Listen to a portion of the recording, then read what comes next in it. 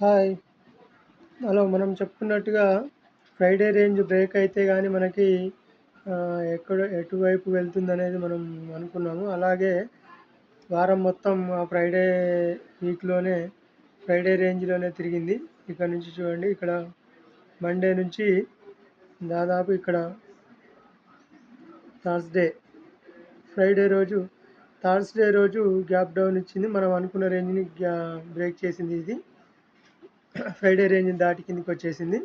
ఆ తర్వాత మళ్ళీ నెక్స్ట్ డే గ్యాప్ డౌన్ అయిపోయింది. మళ్ళీ ఈ 1.618 పాయింట్‌ని 1 అవర్‌లో మళ్ళీ పైకి బ్రేక్ ఇచ్చింది. కానీ అంత వాల్యూమ్ లేదు ఇక్కడ. దీన్ని నమ్మరాదు. ఒకవేళ మళ్ళీ మండే గూడా మళ్ళీ గ్యాప్ డౌన్ అయితే గానీ మళ్ళీ ఈ 2 పాయింట్ రేంజ్‌కి, ఈ 3 పాయింట్ రేంజ్‌కి వచ్చే ఛాన్స్ ఉంటుంది. ఇక్కడి వరకు 320 వరకు వచ్చే ఛాన్స్ ఉంటుంది.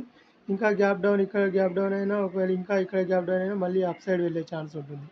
ఒకవేళ పూర్తిగా ఇక్కడ 3 పాయింట్ దగ్గర గ్యాప్ డౌన్ అయితే మాత్రం మళ్ళీ మార్కెట్ అప్ సైడ్ వెళ్ళే ఛాన్స్ ఉంటుంది. అదనమాట.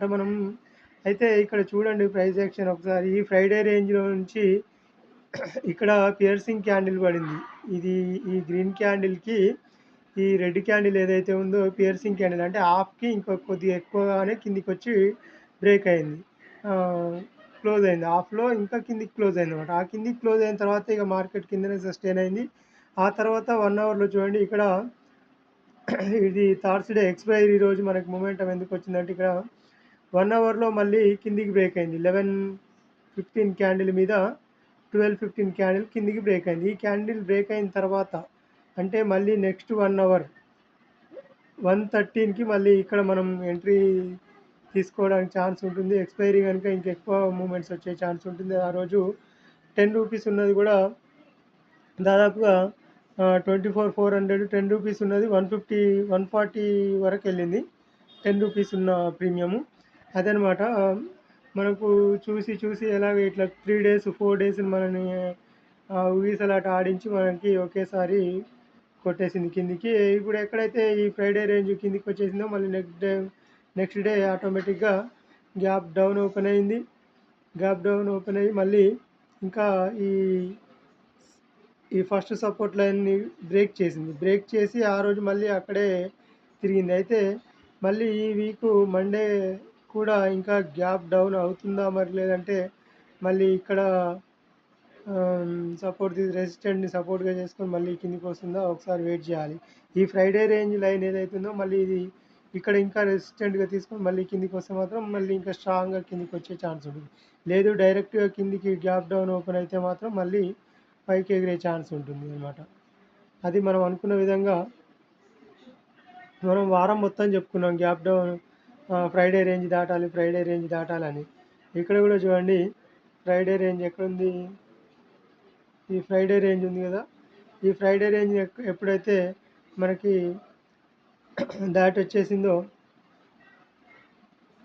థర్స్‌డే రోజు కిందికొచ్చేసింది. ఇది ముందే కిందికొచ్చింది చూడండి. ట్యూస్‌డేనే కిందికొచ్చేసింది. Wednesday, Thursday. ఈ థర్స్‌డే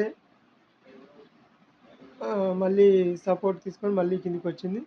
మళ్ళీ సేమ్ ఇది సపోర్ట్ లైన్ దగ్గర మళ్ళీ